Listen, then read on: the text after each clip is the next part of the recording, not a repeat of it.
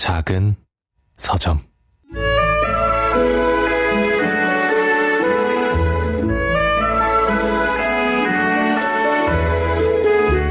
사람이 오래 산 집에서는 소리가 난다고 했다. 그 집에서 얼마나 많은 사람이 얼마나 오랫동안 살아왔는지는 모르지만 내가 그 집에서 태어난 건 분명했다. 적어도 15살까지는 그 집에 살았다. 그 집이 사라지던 광경은 TV로 생중계되었다.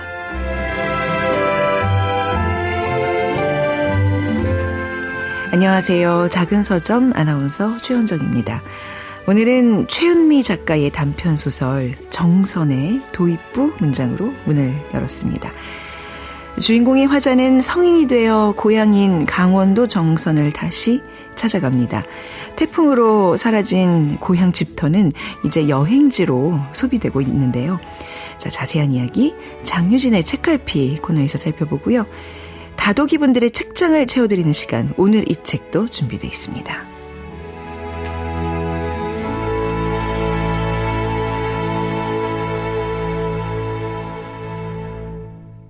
작은 서점 아나운서 최현정입니다. 이번 주 작은 서점에서 마련한 책 선물 있습니다. 강혜숙 작가의 101 전성기 도감입니다. Who's Got My Tale 출판사에서 나온 책인데요. 이 나이라는 편견에 갇히지 않고 자신만의 빛나는 순간을 만들어낸 101명의 이야기가 담겨 있습니다. 전성기가 없는 인생은 없다. 이런 메시지가 궁금한 분들 이번 주까지 작은 서점 인스타그램에 댓글 남겨주시면 추첨을 통해서 책 선물 보내드리겠습니다. 자, 방송에 참여하실 수 있는 방법 알려드립니다. 문자는 샵 9730이고요. 이쪽으로 문자 보내주시면 되는데요. 짧은 문자 50원, 긴 문자 100원의 이용료가 있습니다. 그리고 모바일 플레이어 콩을 통해서도 무료로 참여하실 수 있으니까요. 여러분들의 많은 문자 기대하겠습니다.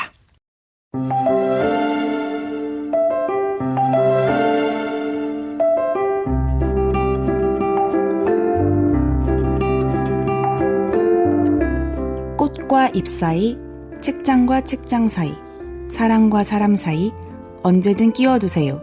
장유진의 책갈피.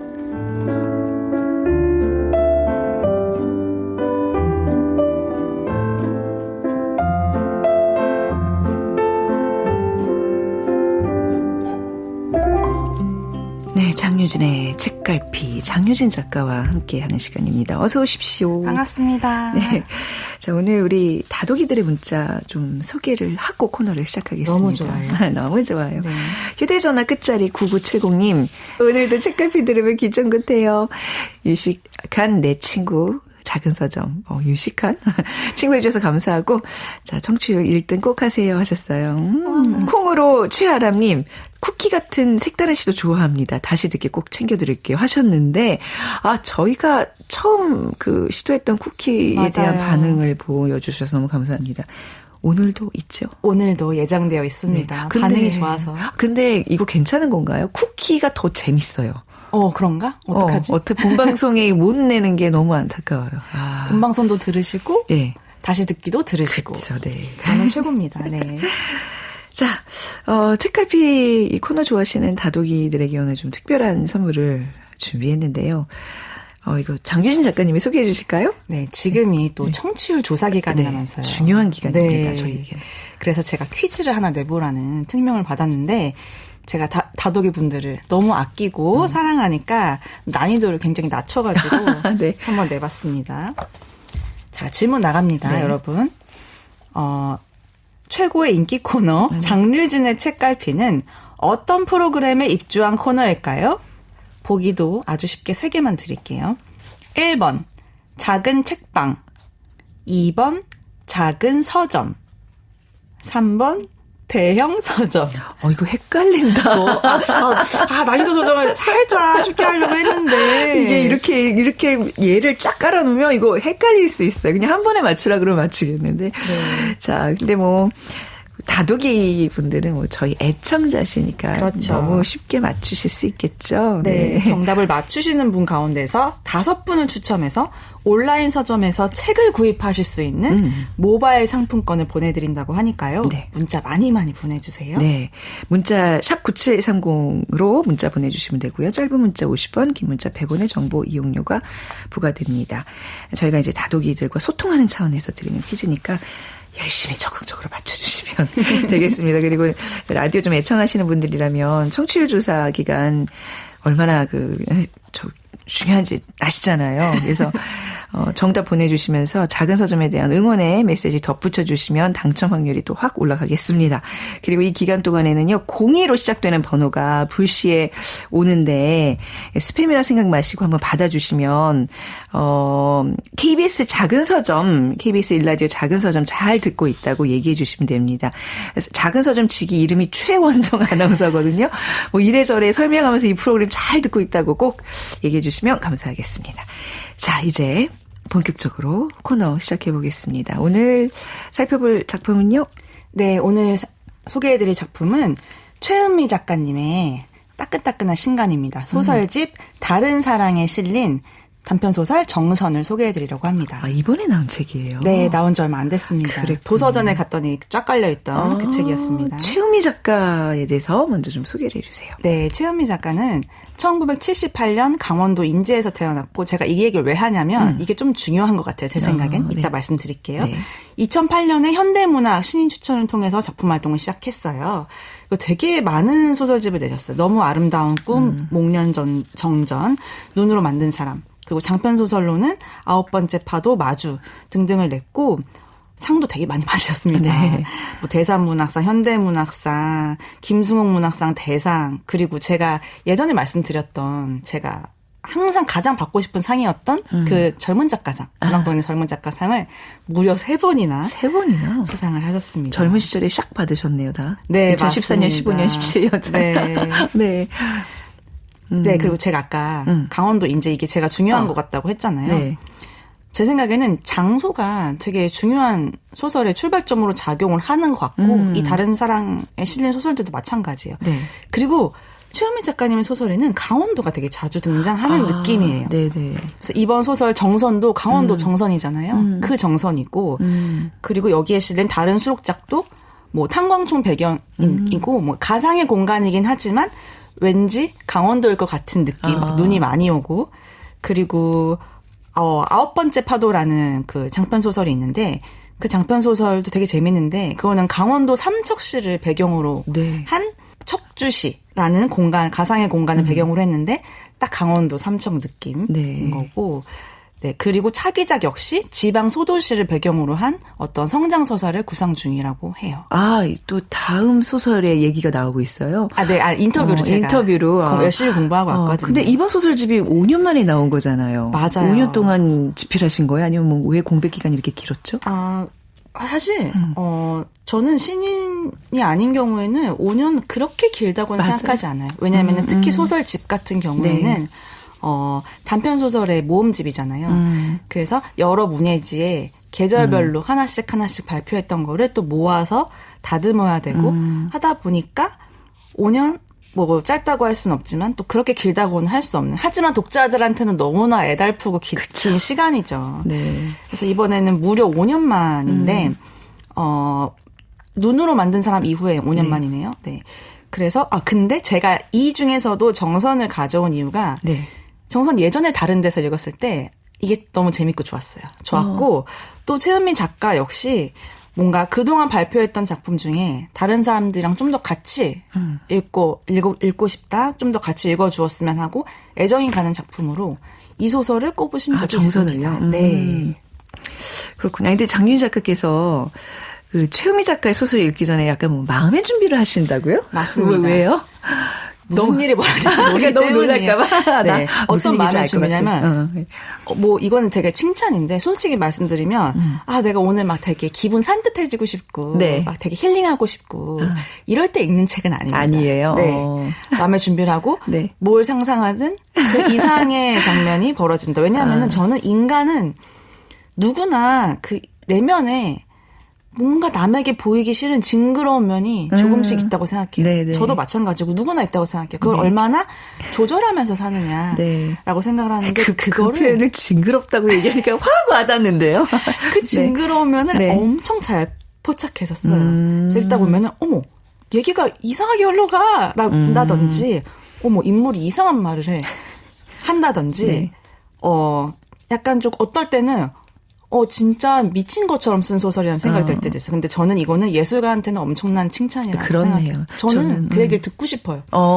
누가 작가님 소설 너무 이상해요. 그 인물 너무 이상했어요. 라든지 네. 작가님 진짜 미친 것 같아요. 소설라고 하면은 그게 최고의 칭찬입니다. 어떤 인물의 좀 기이한 행동들이 그렇게 느껴진다고 그러니까 이것도 다른 결이 다르긴 하겠죠. 네. 그러면 전 너무 기분이 좋고 저는 이게 굉장히 작가 대 작가로서 네. 엄청난 칭찬으로 말씀을 드리는 거고 네. 제가 최혜민 작가님의 인터뷰를 예전에 하나 본 게 있는데 내가 가장 공포를 느끼는 것들을 소설에 끌어와서 쓰신다고 해요.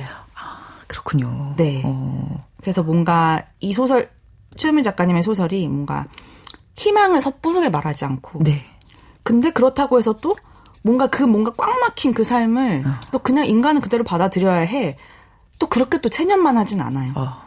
그래서 뭔가 삶은 뭐 비극은 비극인데 그 비극이 쓰러져 일어나지 못하는 그런 절망이 아니라 네.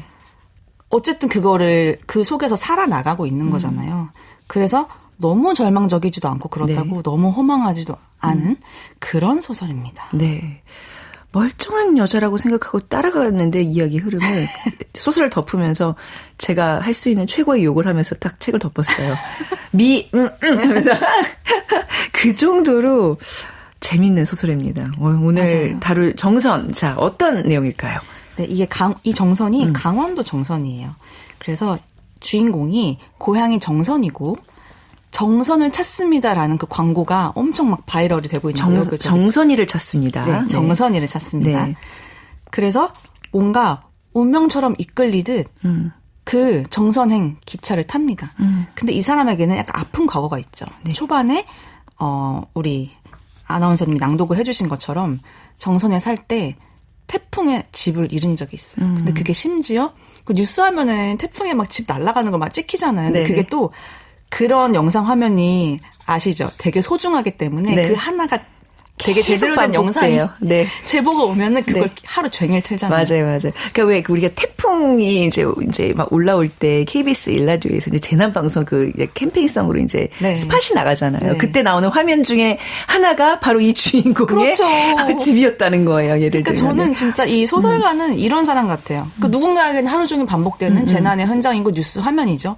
그런데 누군가의 집일 수도 있는 거잖아. 그렇네요. 그럼 그 사람은 하루 종일 우리 집이 날아가는 걸 보는 거잖아. 이런 생각을 할 줄 아는 사람이 저는 소설가인 것 같습니다. 아무튼 이 주인공은 그런 아픔이 있는 사람이죠. 그래서 정선이를 찾습니다라는 광고가 근데 뭐냐면 이름에 정선이란 이름이 사실 사람 이름이기도 하잖아요. 네. 그래서 실제 실명이 정선인 사람이 신청을 하면은 한 명당 3명까지 무료로 이걸 태워주는 기차를 무료로 탈 수 있어요. 네, 이런 제가 예전에 봤어요. 뭐 이름에 뭐 장미가 들어갈 때 장미 축제에서 공짜로 뭐 받아주고 뭐 이런 이벤트들이 있잖아요. 네. 그런 거였던 것 같아요. 그래서 그 일행들이 뭔가 관광을 하는 정선이 선발대회도 참여할 수 있고 네. 그런 이벤트입니다. 그럼 저는 여기서 이제 독자들은 궁금해지죠. 이 사람 이름도 정선인가? 아닌가? 아무튼 그래서 계속 타요. 근데 모든 거기 바글바글한 사람들이 막 다 정선일 거 아니에요. 그래서 저 할머니가 이제 물어봤을 때 저 정선이에요 했다가 이 화자가 다시 저 거짓말이에요. 저는 돈 내고 탄 거예요. 이렇게 말을 하게 돼요. 그 네. 독자를 살짝 헷갈리게 만듭니다. 근데 이제 정선에 내려요. 근데 내려서 어디로 가냐? 펜션으로 갑니다. 네. 그 펜션이 어떤 펜션이냐면 날라갔던 그 우리 집이 있던 그 자리예요. 펜션이 들어왔군요. 네. 이후에. 근데 또 거기서 묵습니다. 거기 막 그네를 타는데 펜션집 애들이겠죠? 애들 있잖아요. 그래서 막 애들한테 전 여기서부터 또 이상한 인물 등장했다 생각을 한 게 보통 애들한테 좋은 말 하잖아요. 아, 네. 근데 여기 원래 우리 집이었어. 물론 거짓말은 아니지만 애들이 막 나뭇가지 들고 막 싸우려고 그래요. 이상한 사람이라고 생각을 하니까. 그래서 너네 엄마가 저기 백일홍 심어놓은 데 있지? 거기 우리 아빠 할머니 무덤이야. 애들한테 할 소리니까. 조그만 애들한테 네. 너네 엄마는 그거 알고 이 땅을 밀었니? 그러니까 자기 집이 그 밀렸다는 거에 대한 이 분노가 엄청난 거예요. 무덤 잘못 건드리면 우환 생긴다? 근데 애들은 우환이 뭔지도 모르죠. 네. 우환이 뭐예요? 하니까 귀신 나올지도 몰라. 애들한테 애가 너무 놀래서 네. 뒷걸음질 치다 넘어질 정도로 놀래요. 근데 하하 너 귀엽다 이러면서 막 머리를 막 쓰다듬어요. 그러면서 자기 집이 있던 자리에 펜션이잖아요. 얼마나 많은 생각이 들겠어요. 그렇죠. 그래서 그 어릴 때를 생각해요. 여름 지금 계절 여름이잖아요. 여름이 자기가 너무 길었다. 왜냐면 같이 놀 형제자매도 없고 난 친구도 없고 얘가 뭘 하면 놀았냐면 곤충들 몸을 절단을 하면서 놀았다 그래요. 그러니까 약간 이때부터 어렸을 때부터 약간 그 사이코패스적인 기질이 있었다고 전 봐요. 토할 것 같으면 네. 그 옥수수밭에 들어갔다고 해요. 네. 옥수수밭에서 왜 할 거 없는 애들이 뭐 하겠어. 그냥 땅 파잖아요. 네. 땅을 팠는데 거기서 뭐가 나왔냐면 숟가락이 나온 거예요. 근데 숟가락이 그냥 일반 조그만 티스푼 이런 게 아니라 국자 크기보다 조금 작을 정도로 큰 숟가락이라고 해요. 근데 그거를 아직도 품고 다녀요. 그 뭔가 그거를 계속 어떤 이 사람의 보물 1호 이렇게 표현이 되기도 하는데 심지어 여기에도 가지고 왔습니다. 그 숟가락을. 근데 그러다 이제 이 사람이 나와서 뭘 하냐면 저녁 시간에 동창을 만납니다. 네. 저는 이 장면이 아주 그냥 너무 재밌어요. 동창이 하는 과일 가게를 가요. 동창이 자기 이름인지 정숙인지 선정인지 뭐 기억도 못해요. 뭐 친한 사이는 아니었겠죠. 근데 그냥 같은 독서실을 다녔는데 그 동창이 포함된 패거리가 좀 놀았던 친구 같아요. 그래서 독서실 옥상에서 싸웠다. 그리고 저 이때까지만 해도 동창이 여자라고 생각했습니다. 근데 동창의 민소매 밖으로 드러난 팔에 꽤 탄탄한 근육이 붙어 있었고 몸이 날렵했대요. 그리고 팔을 움직일 때마다 겨드랑이 사이로 땀에 젖은 털뭉치가 보이는 거예요. 뭔가 네. 남자 동창이었던 네. 거죠. 그래서 뭔가 되게 참 표현도. 네. 또 이런 말을 합니다. 결혼은 안 했나 봐. 수박을 퉁퉁퉁 두드리면서 그렇게 얘기를 하다가 이 동창이란 친구가 뭐 결혼을 전제로 만나는 여자가 있고 그리고 아버지 과수원을 형이 물려받고 네. 자기는 이제 과일 가게 하는 감정이 좋지 않다. 이런 시시콜콜한 정보들 알아낸 거예요. 그리고 제일 큰 수박을 고르면서 이거 이따 밤에 우리 집으로 배달해 줄래? 라고 합니다. 근데 동창이 놀래요. 니네 집?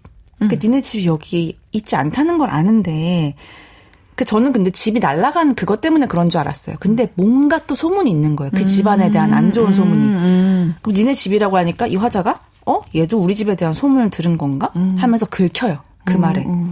그게 아니라 나 여기 방을 하나 구했다. 왜냐면 내가 여기 열양초등학교에 기간제 영양교사로 가게 됐어. 그래서 학교에서 일하는 건 뭐 오랜만이고 그전까지는 내가 원래 철도청 소속이었거든. 네. 이 지역에서는 어떤 공공기관에서 일한다. 학교에서 일한다. 그러면은 어쨌든 그 지역 사회에 네. 되게 공적인 기관에서 일하는 그쵸. 거니까 신분이 확실하다는 거죠. 그렇죠. 네. 신뢰도가 올라가죠. 네. 네, 그런 얘기를 해요. 그러면서 이제 핸드폰 번호도 막 교환하고 그래서 딱 이런 말을 또 합니다. 야, 네가 과일 가게 하고 있을 줄은 몰랐다. 너 그거 알아? 나 원래 이상형이 과일 가게 하는 남자잖아. 어마어마한 플러팅이잖아요, 이거 지금. 네. 전 여기서부터 네. 좋아 죽겠는 거예요. 내가 좋아하는 이 소설. 네, 벌써 좋은 거예요. 이 장면이 나올 때부터. 네. 근데 그 말을 하니까 딱 동창이 콧구멍이 막 커져요. 그리고 막 물을 막 꿀떡꿀떡 마셔. 당황을 했겠죠. 네. 근데 그 목을때가 꿀렁꿀렁 하는 거를 이 엄청나게 잘 묘사를 합니다. 그러면서 뭐 우리 같은 반이면 너 네 날라리 될 줄 알았어. 그랬는데 나 날라리 맞았어. 이렇게 하다가 과일을 약간 선물로 줘요. 그러니까 썩기 직전이라서 네. 팔긴 좀 그런 과일을 가져가라. 뭐 먹는 데는 상관없다. 그래서 주는데 그거를 이제 올려놓고 안 먹어요. 안 먹고 썩게 둡니다. 이 부분을 살짝 낭독을 해볼게요. 동창이 까만 봉지에 담아준 복숭아와 자두는 실온에서 하룻밤이 지나자 들큼한 냄새를 풍겼다. 손으로 살짝만 쥐어도 물클어질 것 같은 상태였다. 그런 상태에 있는 것들에선 무언가 사람을 미치게 하는 냄새가 났다. 자기 꽃에서도 그런 냄새가 났다. 달콤하면서 메스꺼리고 설레면서도 허전한 냄새. 누군가를 만나게 될 것 같은 냄새. 금세 망가질 것 같은 냄새.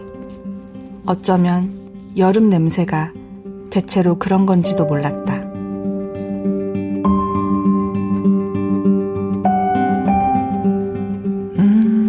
맞아요. 모든 것이 다 농 익을 대로 익은 그 들큼한 여름 냄새. 저도 이 부분 되게 인상적으로 읽었어요. 그 냄새가 막 나는 것 같지 않아요? 네, 그렇죠. 이 소설도 뭔가 진짜 뭔가 그런 약간 지금 또 계절이랑도 어울리긴 한데 이런 막 뜨거운 열을 받아서 물끓어질 것 같은 그 과일 같기도 하고 이 소설 자체가. 아무튼 그다음 이제 자기 펜션에 있었잖아요. 근데 자기가 화단 옆에 가요. 그 네. 애들이 놀던. 그러면서 내가 그 숟가락을 캤던 곳, 자기가 보물처럼 지니고 다니는 거기를 가서 여기였나 하면서 막 또 파봐요. 네.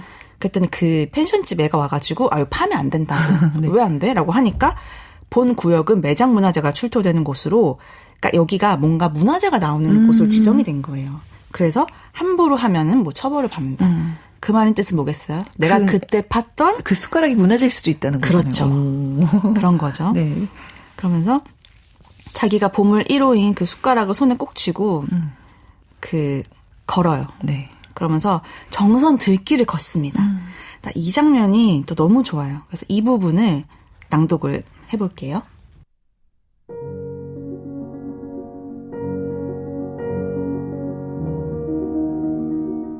옥수수밭 너머로 깨꽃이 하얗게 피어 있었다.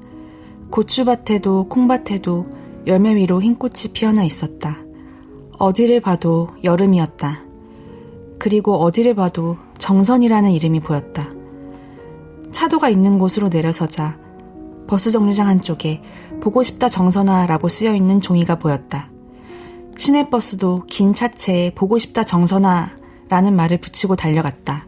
식당 물티슈에도 특산품을 담는 종이 가방에도 마을회관 창문에도 같은 말이 붙어 있었다. 그 말을 만들고 나서 관광객이 늘었다는 정선 여행 홍보 슬로건이었다. 나는 정류장에 붙어있던 보고 싶다 정선아 종이를 떼서 주머니에 넣었다. 1시간에 한 번꼴로 자전거에 과일을 싣고 가는 동창이 보였다. 동창은 밀짚 모자를 쓰고 자전거 페달을 천천히 돌리며 저만치에서 느린 속도로 지나갔다. 과일 상자를 싣고 마을길을 달려가는 남자의 모습은 나를 쓸쓸하게 했다. 어렸을 때 내 꿈은 과일가게 남자와 결혼을 하는 것이었다. 그 말은 거짓이 아니었다. 과일을 지키며 사는 남자, 과일을 두드리며 속을 살피는 남자, 상해가는 과일을 보며 속상해할 수 있는 남자, 그런 남자와 아이를 낳아 내가 발굴한 숟가락으로 이 세상의 밥을 떠먹여주고 싶었다.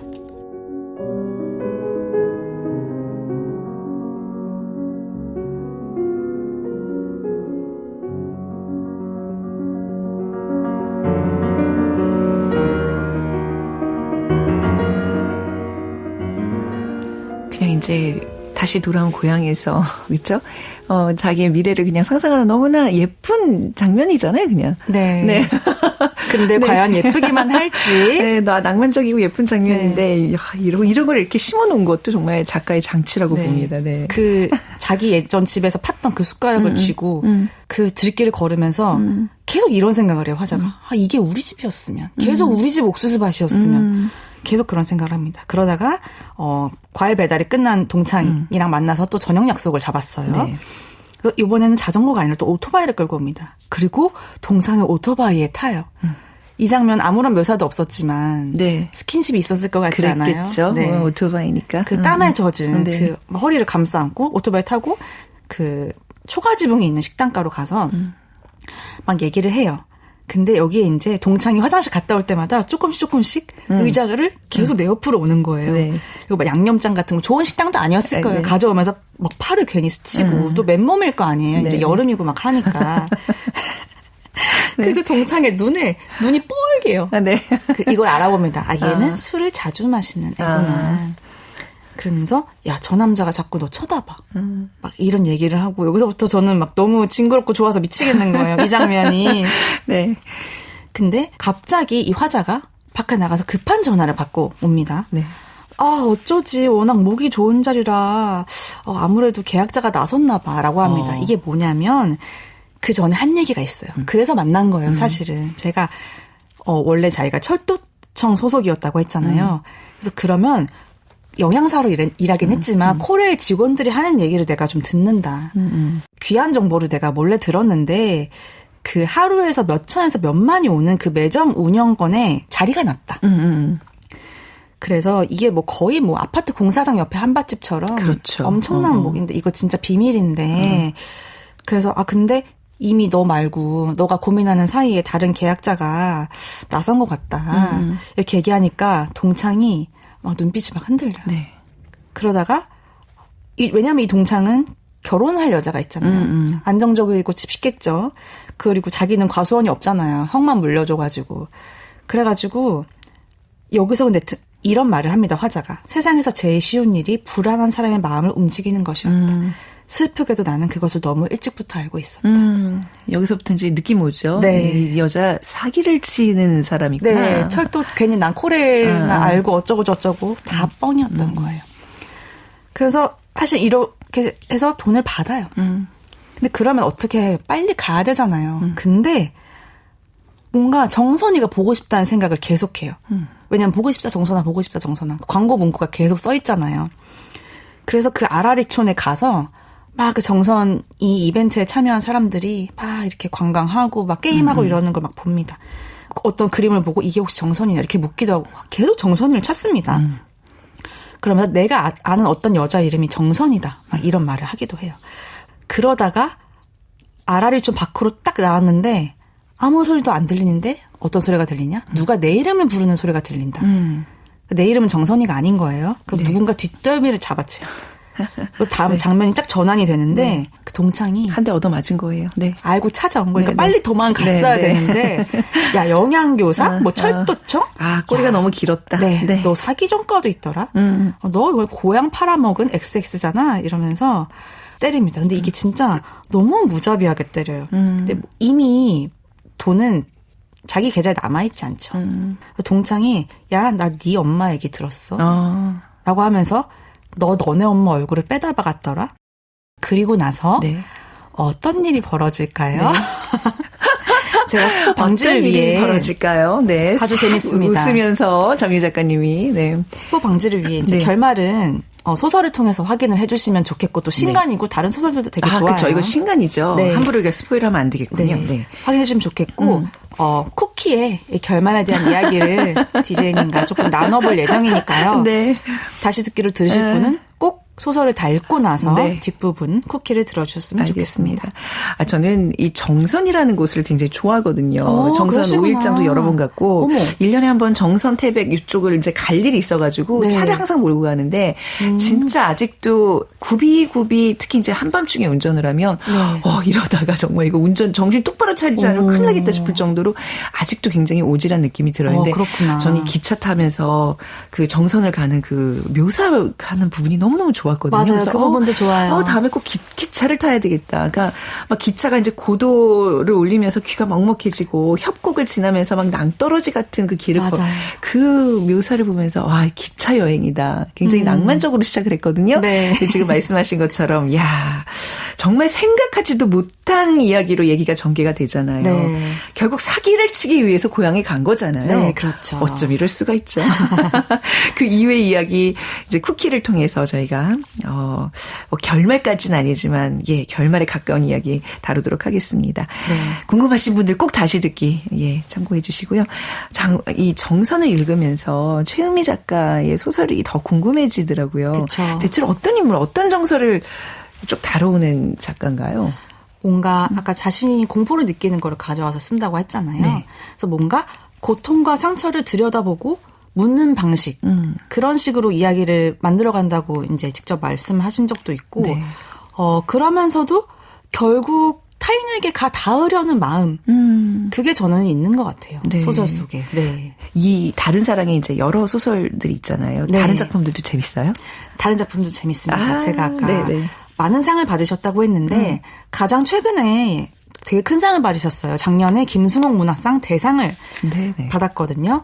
그 수상작인 김춘영이라는 요 소설도 아주 재밌습니다. 이것도 제 생각에는 왠지 강원도 같은 탄광촌에 관련된 이야기인데 이걸 비롯해서 7편의 단편이 실려 있는데 되게 재밌어요. 그래서 어떤 공통점이 뭐냐면 뭔가 여기에 실린 소설의 인물들이 원래의 공간을 벗어나서 새로운 장소에서 어떤 자신의 존재를 묻고 새로운 감정과 마주하고 네. 좀 이런 공통점이 있는 것 같아요. 강원도라는 어떤 그 맥 말고도 다른 어떤 내용적으로도 정선과 이렇게 관계들이 있어요? 그렇죠. 있어요? 네네. 그럼요. 네네. 그러니까 뭔가 이동을 해요. 아. 이동을 해서 그 새로운 공간에서 네. 새로운 자신을 발견하고 새로운 감정을 발견하는 그런 네. 이야기인 거죠. 그렇군요. 최은미 작가의 다른 소설. 저는 이제 이 중에 정선만을 살펴보고 왔는데 꼭 네. 시간 내서 다른 소설 봐야 되겠네요. 자, 이 소설과 어울리는 어떤 노래 골라오셨나요? 네. 리스트에 사랑의 꿈 제3번. 이민찬님 연주로 제가 들어봤는데 네. 이 곡이 되게 좋아요. 그러니까 왜 좋냐면 뭔가 잔잔하게 시작하거든요. 아. 시작은 분명히 잔잔해. 네. 나중에 뒤로 격정적으로. 갈수록 엄청 격정적으로 폭발을 해요. 이 소설과 너무 딱이지 않습니까? 그리고 그러네. 뭔가 내가 이 꿈을 꿨잖아요. 내가 이 동네에 계속 살면서 집도 그대로고 네. 과일가게 남자랑 결혼도 하고 숟가락으로 밥을 그 남자한테 떠먹여주고 이런 꿈을 꿨었다. 네. 그래서 사랑의 꿈 가져왔습니다. 알겠습니다. 장유진의 책갈피 오늘은 최은미 작가의 단편소설 정선 함께 했고요. 추천곡 들으면서 인사 나누도록 하겠습니다. 지금까지 장유진 작가였습니다. 감사합니다. 감사합니다. 내가 만든 쿠키 너를 위해 구웠지. 다독이들 듣고 계신가요? 지금 이 부분은 라디오 방송에는 나가지 않은 내용입니다. 최영미 작가의 소설 정선의 충격적인 결말을 지켜드리기 위해서 본 방송에서는 뺐습니다. 책을 읽으시는 분들과 이야기 나누고 싶어서 다시 듣기 버전에서만 이야기 나눠보도록 하겠습니다. 이런 전개와 결말 누가 예상을 했겠습니까? 네. 저는 여기서 정말 최은미 작가님 정말 잘 깔아놓으셨다고 생각한 게 그 자기가 어릴 때 팠던 그 숟가락을 가지고 다니는 것도 이상한데 이상하죠. 막 봄을 일어나고 막 하잖아요. 그걸로 이제 반격을 하는 거예요. 네. 그러니까 심지어 이제 자기 엄마를 약간 모욕을 하는 식으로 여기도 닮았냐 뭐 이랬잖아요. 근데 그때 이제 와가지고 그 숟가락으로 숟가락을 거꾸로 쥐고 그 뾰족한 날이 계속 숟가락을 또 갈았다고 했거든요. 갈았죠.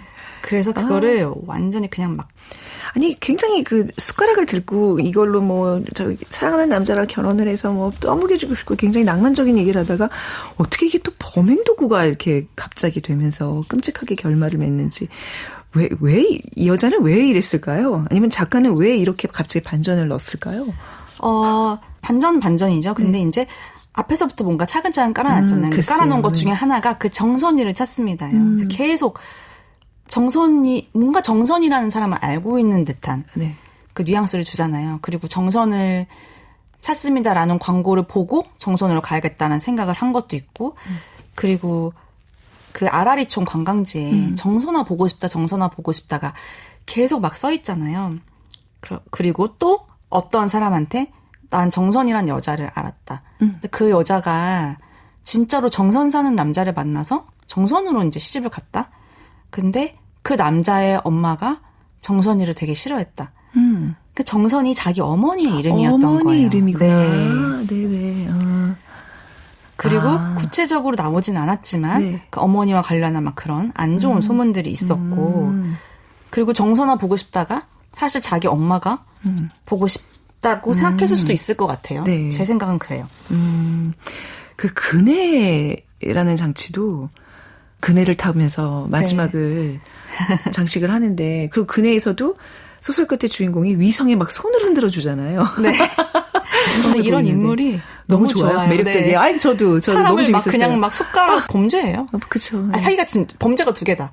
사기도 치고 폭행. 그렇죠. 폭행이죠. 제 생각에는 뾰족한 숟가락이 나오잖아요. 그걸 자기가 되게 어릴 때부터 오랜 시간에 걸쳐서 갈아온 거고, 그러니까 뭔가 되게 이 화자가 정선 거기 있던 자기 집이 없어진 거에 대한 네. 그런 아픔도 되게 큰데 엄마에 대한 아픔이 크다는 게 뒤로 갈수록 더 드러나요. 네, 친구도 엄마가, 없었고 네. 사실 위로받을 사람도 없었고 네. 성장 과정이 굉장히 네. 팍팍해서 좀 빚어지는 네, 엄마가 인격장애 같이 엄마 없어도 살 수 있니? 라고 하기도 하고 근데 또 내가 좀만 더 어렸어도 나 엄마 없이 못 살아 라고 울면서 매달렸을 텐데 그러지 못한 거예요. 그래서 그날 밤 엄마가 떠나기 전날이겠죠. 엄마 없어도 살 수 있니? 그 말과 자기가 고개를 끄덕이던 모습. 그게 계속 생각이 납니다. 네. 아니 그 자기의 집을 이렇게 딱 포인트에서 찾아주는 그 구글 서비스를 처음에 얘기를 하다가 맨 마지막에 이 여자가 그네 타면서 약간 실성하는데 위성에 손을 흔들잖아요. 네. 그 장면 어떻게 보셨어요? 너무 재밌는 근데 게 뭔가 네. 계속 로드뷰 같은 걸로 보잖아요. 네네. 근데 그거를 그 위성에서 이제 뭐 쏴서 위치를 알려주는 네. 거니까 이렇게 언제든지 그걸 볼 때 자기를 떠올릴 수 있도록 하지 않았을까? 네. 그리고 뭔가 저는 이 숟가락을 뾰족하게 만들었다는 게 되게 재밌어요. 왜냐하면은 사실 이 소설에서 가장 뭔가 팍 터지는 순간이 숟가락으로 이렇게 찌를 때거든요.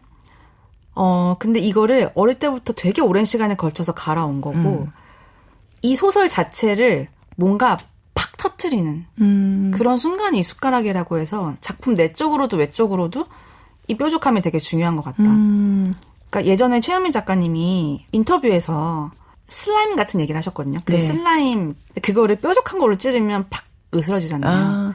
그러니까 자기는 단편 소설이 그런 것 같다라고 말씀하셨어요. 뭔가 어느 한 부분만 조금 딱 찔렀는데 갑자기 색깔이 팍 바뀌거나 팍 터지거나 그런 게 단편 소설이다. 네. 라고 한 적이 있어서 이 숟가락의 예리함이 이 소설에 딱 가장 뭔가 하이라이트를 네. 터트려주는 그런 장면인 것 같아요. 아, 낭만적인 고향 정선의 이야기로 시작했지만 정말 아주 찌릿하게 찔리는 결말로 네, 마무리되는 이 소설. 아, 재밌습니다. 자, 오늘의 쿠키는 여기까지입니다. 네, 다음에 또 이렇게 우리끼리 이야기 나눌 수 있는 결말의 작품 기다리면서 우리 장유진 작가님은 이제 보내드리도록 하겠습니다. 끝까지 또 함께 귀한 얘기 해주셔서 감사합니다. 고맙습니다. 감사합니다. 작은 서점.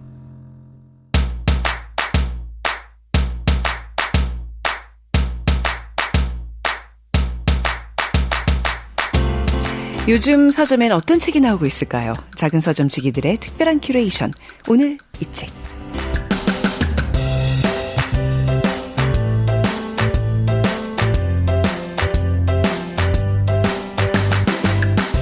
네, 교보문고 구한의 MD와 함께하겠습니다. 어서 오십시오. 안녕하세요. 구한의 MD입니다. 네, 뭐 믿고 듣는, 믿고 보는 우리 구한의 MD님의 추천 책들인데 오늘 또 굉장히 특별한 의미가 있는 책을 준비해 오셨다면서요? 네, 오늘은 제목을 알려드리기 전에 퀴즈를 하나 내보겠습니다. 저한테요? 네, 시사상식을 키우는 데도 도움이 되니까 심지어 시사상식 문제예요? 청취자분들도 네. 한번 맞춰보시면 좋겠는데요. 네. 두 개의 숫자를 말씀드릴게요. 하나는 250, 또 하나는 500입니다. 네. 우선 최근 미국에서 숫자 250과 관련한 큰 행사가 하나 있었습니다. 힌트는 7월 4일이고요. 7월 4일 4th of July 그 미국 독립기념일이고 250주년 그거까지는 알아요. 근데 500은 뭘까요? 우선 250에 대해서 청취자분들께 설명을 드리면 네. 지난 2026년 7월 4일이 미국의 독립 250주년 기념일이었어요. 맞습니다. 네. 1776년 7월 4일에 영국의 독립을 선언한 후 250년이 된 날이었는데요. 미국 전역에서 당연히 다양한 기념 행사가 열렸죠. 네. 그런데 대형 서점 체인인 반스 앤 노블은 서점답게 위대한 미국 소설 46편을 발표했습니다. 네네. 위대한 개츠비, 호밀밭의 파수꾼, 허클베리 핀의 모험처럼 현대 문학의 기틀을 세운 다양한 고전들이 포함되어 있거든요. 그래서 책을 좋아하신다면 한번 주목해볼 만한 목록입니다.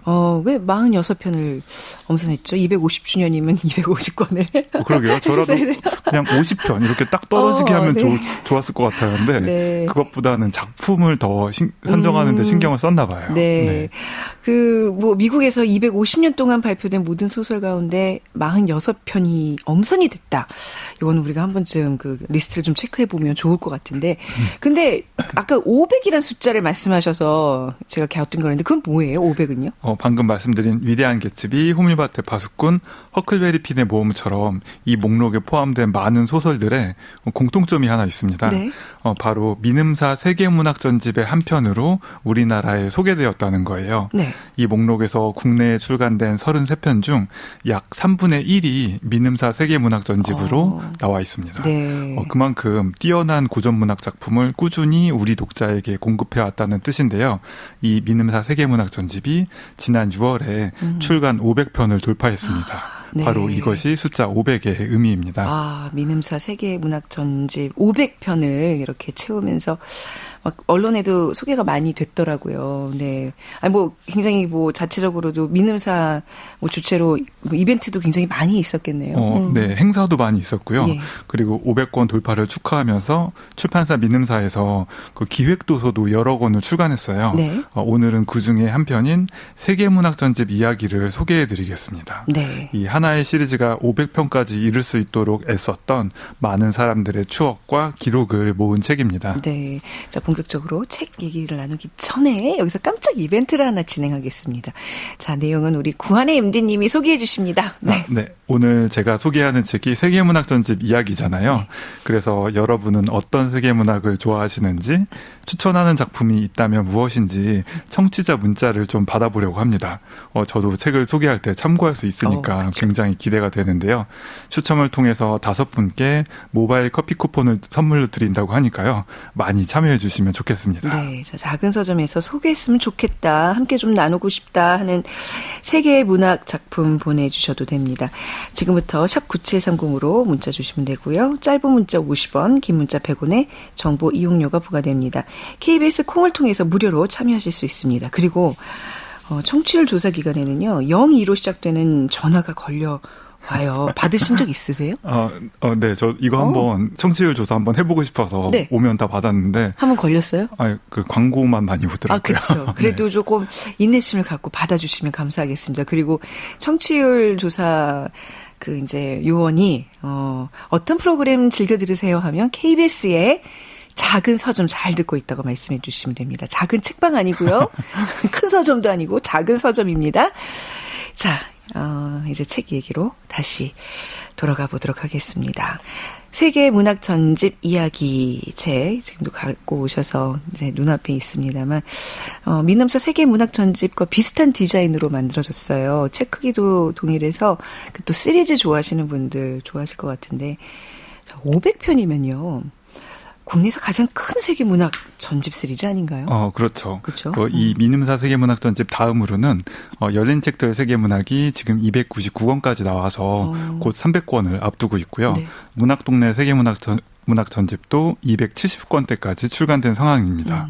모든 세계문학 전집이 각자의 개성과 매력을 가지고 있는데요. 네.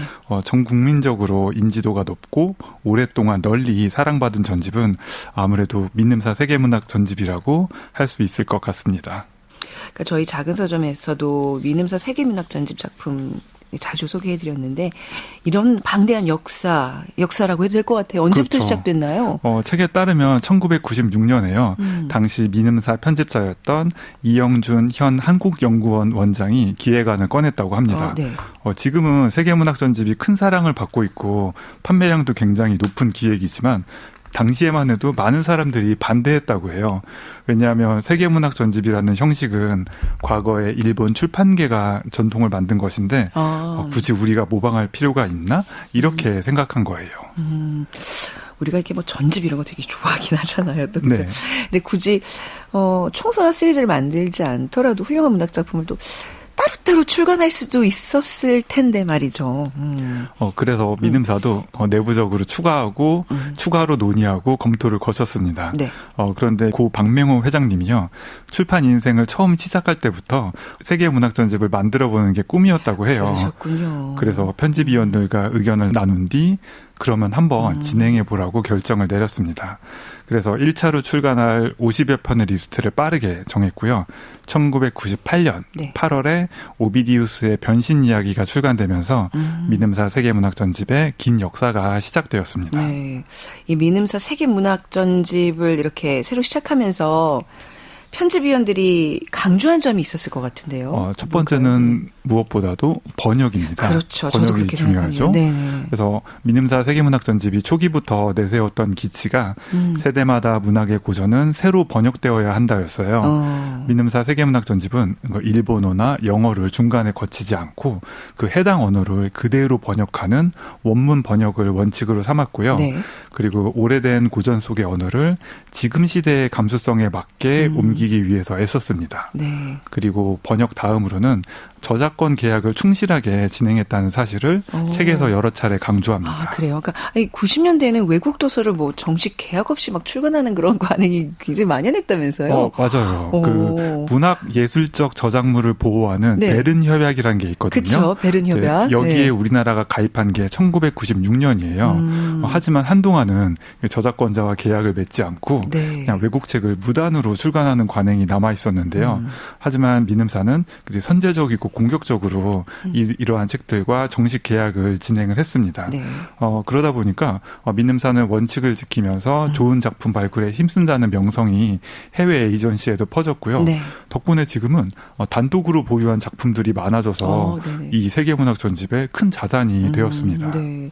근데 이런 어떤 뭐 역사 이야기 말고도 민음사 세계문학 전집을 만들어 온 사람들의 또 많은 이야기가 담겨 있는 책이라면서요? 맞아요. 역시 그중에서는 네. 편집자들의 글이 가장 많고요. 네. 번역가들이 들려주는 일화들도 굉장히 인상적입니다. 그리고 제가 가장 많이 소통하는 마케팅 부분들도 네. 영업 마케팅과 관련한 기억을 들려주고요. 책을 디자인하는 미술부, 그리고 실제로 책을 만드는 제작부, 유통을 책임지는 물류부까지 모든 부서의 담당자가 하는 일을 한 번에 파악할 수 있는 것도 굉장히 재미있어요. 네. 그래서 한 권의 책이 세상에 나오기까지 이렇게 많은 손길이 필요하다는 것을 생생하게 알려주는 책이거든요. 그래서 문학책 만드는 이야기가 문학책만큼 재미있다. 이렇게 책의 한 줄 평을 정리해봤습니다. 그러니까 이제 이 책을 읽고 나면 세계문학 전집을 좀 더 흥미롭게 그렇죠? 읽을 수 있을 것 같아요. 우리 구한의 MD가 인상 깊게 읽은 글이 혹시 있을까요? 제목이요. 그 민음사가 나를 대신해서 부모님에게 드린 선물. 이런 제목의 글이 특히 재미있었습니다. 네. 편집자님이 쓰신 글인데 버스터미널의 한 대형 서점에서 민음사 세계문학 한 권을 급하게 샀던 이야기를 들려줍니다. 당시 민음사는 세계문학 전집 도서를 구매하면 추첨을 통해서 300만 원 여행 상품권을 주는 이벤트를 하고 있었다고 해요. 도서정가제가 개정되기 전이라서 할 수 있었던 이벤트인데요. 평소에는 난 어차피 이런 거 안 되니까 네. 이벤트의 응모를 전혀 안 하던 편집자님이 웬일인지 이때는 마음이 움직여서 도전을 했습니다. 뭔가 운명처럼 뭔가 끌린 게 있었나 보죠. 당첨이 됐다는 얘기잖아요, 지금? 그래서 몇 달 후에 민음사 영업부에서 전화가 와서는 당첨되었습니다. 이렇게 알려주었대요. 300만 원 여행 상품권이요. 네, 2000년대 중반인데 꽤 큰 돈이죠. 그럼요. 그런데 이 편집자님이 당시 군대에 있었기 때문에 이 여행 상품권을 부모님께 드렸고 이 일을 내 인생 최초의 효도라고 적어 놓았습니다. 근데 이 글을 책에 실었다는 거는 이제 그냥 독자로서 민음사를 구매했을 때 그때가 아니라 민음사 직원이 됐다는 얘기인 거잖아요. 그렇죠. 네.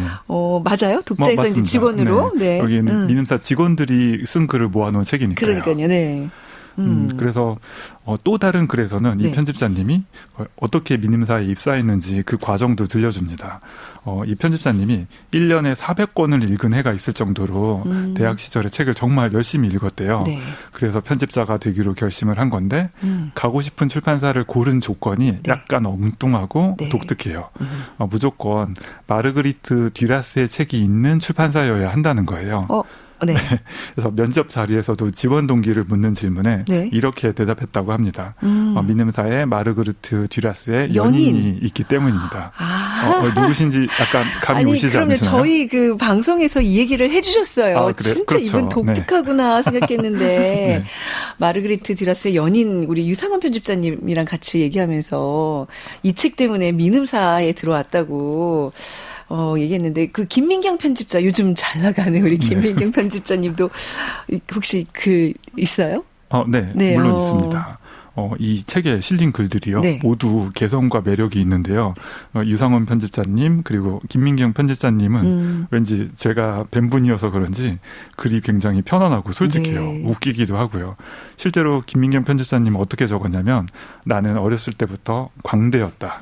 항상 남을 웃길 생각만 했다고 회고하는데요. 네. 이 말 자체가 웃기고요. 네. 책에서도 전혀 평범하지 않은 약간 황당한 기억을 들려줍니다. 어떤 일화예요? 그 유명한 호밀밭의 파수꾼의 개정판을 낼 때였습니다. 네. 이 책은 작가 J.D. 셀린저의 아들이 직접 판권을 관리할 정도로 굉장히 까다로운 작품으로 유명해요. 그런데 당시 2년차 사원이었던 김민경 편집자는 이 아들분과 통역 없이 직접 화상 미팅을 진행하게 됐습니다. 진짜로요? 오. 그런데 하필 또 네. 그날의 회의 주제가요. 네. 책에 나온 그 F자 들어가는 두 글자 욕설이 있는데 네. 이걸 우리말로 어떻게 옮길까였어요. 살면서 이렇게 F 욕설을 많이 써본 건 그 회의 시간이 유일하다고 회고를 네. 합니다. 웃긴다. 역시 김민경 편집자다운 일화인 것 같아요. 예, 다른 소재들도 많을 텐데 네. 하필 왜 이거를 꺼냈을까? 재밌잖아요. 네, 네. 그런데 한편으로는 고생을 많이 했는데 예. 이 미팅이 더욱 자신을 강하게 단련시켜 주었다고 네. 이렇게 회고를 합니다. 참, 그거 보면, 우리 김민경 편집자님, 저희 이제 1년여 같이 했지만 또 나가서 요즘 막 예능 출연하면서 재밌는 얘기 하시는 거 보면, 개그 본능이 있으신 것 같아요. 이 책에도 아무튼 재밌는 일화 이렇게 담아주셨고, 또 인상 깊은 편집자님들의 에피소드 많을 것 같은데요. 그 중에 제가 하나 뽑아보고 싶은 거는요. 네. 그 A.J. 크로닌의 성체라는 소설을 소개하면서 김지연 편집자님이 한 말이 기억에 남더라고요. 네. 고전이란 무엇인가 이 질문에 답하면서 고전 문학의 유형을 두 갈래로 나눴습니다. 첫 번째는 아나운서님 좋아하시는 버지니아 울프나 제가요? 네, 아주 네. 그 열독하셨다고 들어서 네네. 예. 열심히 읽고 있었습니다. 네. 그 보지니아 울프, 네. 프란츠 카프카처럼 네. 그전에는 없었던 문학을 새로 만들고 문학의 판을 바꾼 작품이고요. 네. 다른 하나는 형식이 혁신적이지는 않는데 그 내용으로 현실의 세상을 바꾼 작품이라는 거예요. 네. 이 적절한 정리라고 느껴져서 이 부분에 밑줄을 쳐놓았습니다. 고전을 이렇게 두 유형으로 분류를 한 김지연 편집자님의 얘기가 나오는군요. 그러면 우리 구한엠님께서는 고전을 어떻게 정의하시겠어요? 이거 밑줄까지 칠 정도로 인상적이었다 그러셨는데. 제가 항상 가지고 있었던 생각은 고전은 100년 후에 읽어도 새로운 작품 이렇게 생각하고 좋습니다. 있었거든요. 예, 좋은 정의입니다. 네. 그런데 이 책을 읽으면서 이 생각을 다시 한번 굳히게 됐습니다. 네. 책에서 소개된 많은 고전 작품들이 모두 새롭고 굉장히 신선하게 느껴졌거든요. 그리고 자연스럽게 이 책에서 언급한 고전 작품들을 나도 빨리 읽고 싶다. 이런 긍정적인 의미에서 조바심이 들기도 했습니다. 아마 저처럼 많은 분들이 이 책을 읽고 나면은 그 독서 욕구가 급상승할 것 같은 책입니다. 네. 고전 문학을 좀 읽어봐야지 결심은 우리가 한 번쯤은 하잖아요. 근데 어디서부터 시작해야 될지 모르는 그런 때가 많은데 이 책, 세계 문학 전집 이야기, 이 책을 좀 참고하셔도 좋겠네요. 맞습니다. 네. 이 책의 가장 큰 장점 중 하나예요. 이 책에 소개된 그 도서 목록들이요. 지금까지 나온 500권 중 최고의 소설만 꼽았습니다. 이런 건 아닌데요. 그런 건 아닌데. 아닌데 그 시리즈를 직접 만들고 이끌어간 사람들이 개인적으로 추천하는 소설이라고 하니까 네. 오히려 더 매력적으로 보이더라고요. 정말 근사한 독서 리스트를 제공하는 책입니다. 네. 문학책만큼 재미있는 문학책 만드는 이야기였습니다. 민음사 편집부의 세계문학 전집 이야기 함께 읽어봤습니다. 교보문고의 구한혜 MD님 오늘도 흥미로운 책 소개 감사합니다. 감사합니다.